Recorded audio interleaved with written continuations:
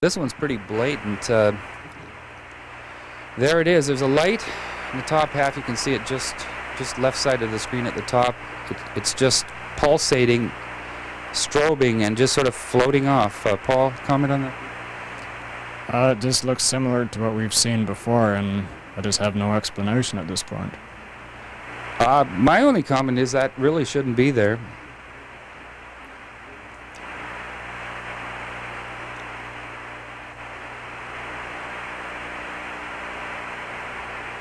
And there's nothing going on, no astronauts out there. These are all shots while they're sleeping. And as you see, nothing else. In the top right-hand corner of this shot, you see the glow of the Earth as the sun is rising.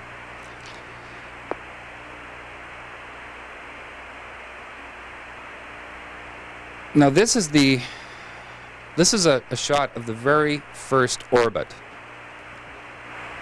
And there's all kinds of things shouldn't be there. There's a pulsing light. See, it's moving in the center. It seems to be moving from left to right and heading up towards the right-hand corner as the light becomes greater here with the refraction in the center. You can see it, white thing there. You see that, Paul? Yes, I can see it. And it's moving up towards this corner, and up in the corner is where the Earth is located. Now you can see it there. It's still there. I don't really think stars do that. As you can see, it's just moseying on up there.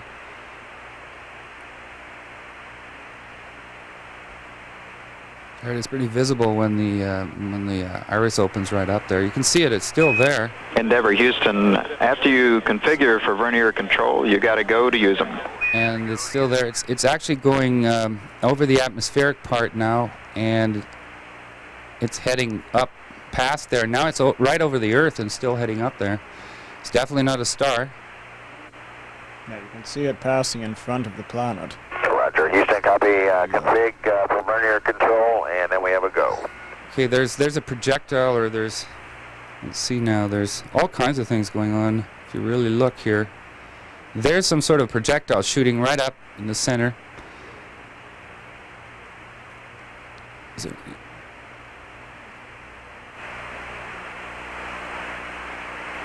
Now there's this white thing floating up here, another one of these white things. It's about center screen just to the left. You can see it again there. It's just drifting up, and another one to the left. In fact, I think if you study this, you'll see a few of them. They seem to be pulsating and strobing.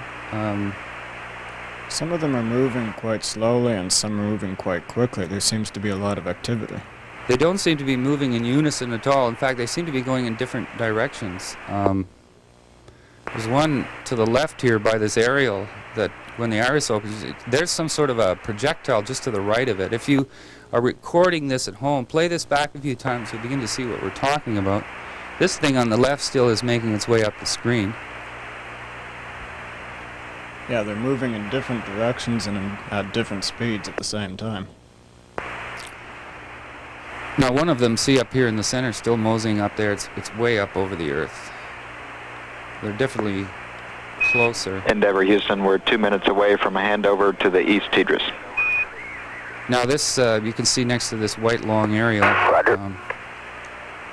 One is very slow, but it's about halfway up now. I think the point here, Paul, and let me know if you agree with me, these things shouldn't be there. Well, they don't behave like meteors would, and they also don't behave the way satellites would, and for one thing, there's too many of them in that amount of space. There's too much activity. On the first orbit, they've just done the first orbit. There's no spacewalking, and they haven't let any waste products out. We're holding this scene because there just seems to be more of these things appearing. There's one strobing right down by the white area on the picture bottom left, to the right of that long white aerial. There, I see it strobing there. Big strobe there. You can see it there. Pretty big strobes on this. Yes, I would say so. They seem to be behaving like they're under intelligent control, that's for sure. There. One's moving towards the strobing one. You see the one there? Picture center left, and then the strobing one on the right there. Now, the strobing one's holding its position while this one on the right approaches it, or on the left approaches it. Yes, I can see that. Oh, that was quite a strobe there. Certainly appears to be a lot more going on out there than I was ever led to believe. Well, as far as I know, satellites do not have strobe lights on them, and they don't move in these kind of patterns either. They keep a consistent orbit. That's how I understood it too, and this was very puzzling.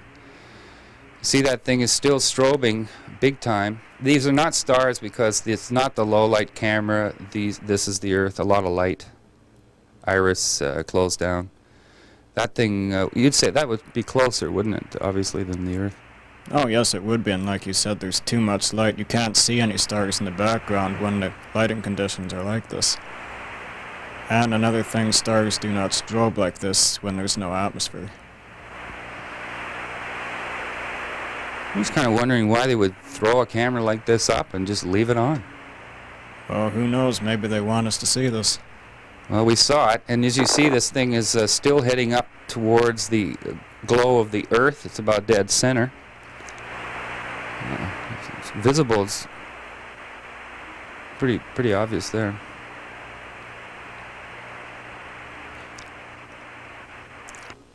It's quite a lot of them.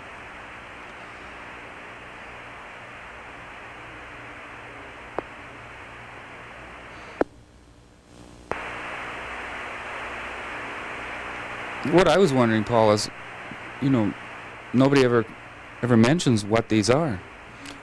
Well, I don't know if anyone knows what these are. The only thing I can think of, possibly if it's related to Star Wars somehow, other than that, I have no explanation. Control, Houston. The orbiter Endeavour is now passing